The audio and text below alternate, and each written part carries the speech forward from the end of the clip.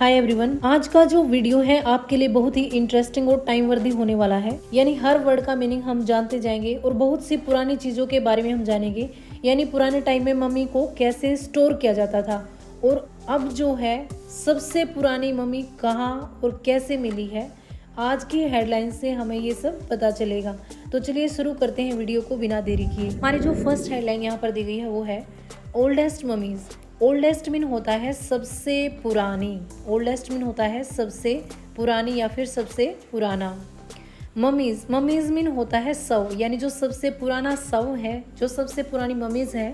Found, found mean मिली है या फिर पाई गई है। कहाँ?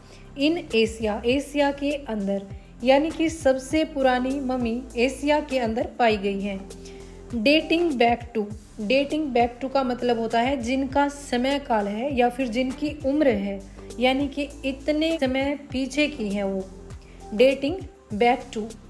एटलीस्ट, एटलीस्ट मीन कम से कम। 14,000 ईयर्स, लगभग 14,000 वर्ष पुरानी।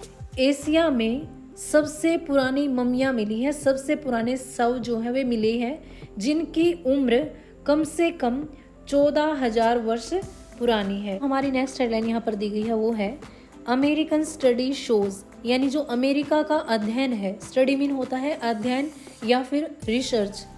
शोज, शोज मीन बताता है या फिर इस चीज़ को दिखाता है, यानी कि अमेरिका का जो अध्ययन है वो इस चीज़ को बताता है। ममीफिकेशन ऑफ बॉडीज, शरीरों की या फिर शव की जो मम्मी बनाने की प्रक्रिया थी। अगर हिंदी में मैं आपको समझाऊं तो जो शव को सड़ने से बचाने की जो प्रक्रिया है, डन, डन मीन की जाती थी, बाई के द्वारा। स्मोक ड्राइंग, स्मोक ड्राइंग यानी धुएं से सुखाकर। इस हेडलाइन की जो हिंदी बनेगी वो होगी एक अमेरिका अध्ययन दिखाता है कि शवों की जो मम्मी बनाने की प्रक्रिया थी वो एक धुएं से सुखाकर की जाती थी, यानी धुएं के द्वारा उनको सुखाया जाता था। प्राचीन समय में धुआं शरीर को सुखाकर उसे सड़ने से बचाने का एक तरीका था। इजिप्शियंस, इजिप्शियंस यानी इजिप्ट के जो लोग हैं या फिर मिस्र के जो लोग हैं। यूज, यूज मीन प्रयोग करते हैं, साल्ट नमक का, एंड और रेजिन, रेजिन मीन होता है गोंद। आपने देखा होगा बबूल के पेड़ से या फिर कई पेड़ों से गोंद निकलता है। साल्ट एंड रेजिन यानी नमक और गोंद का इस्तेमाल। फोर मीन होता है के लिए।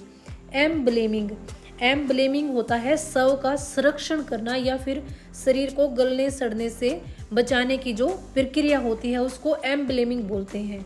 तो मिस्र के जो लोग हैं यानी इजिप्ट के जो लोग हैं वो शव के संरक्षण के लिए नमक और रेजिन का इस्तेमाल करते थे। चलिए आज की हमारी लास्ट हेडलाइन को देखते हैं।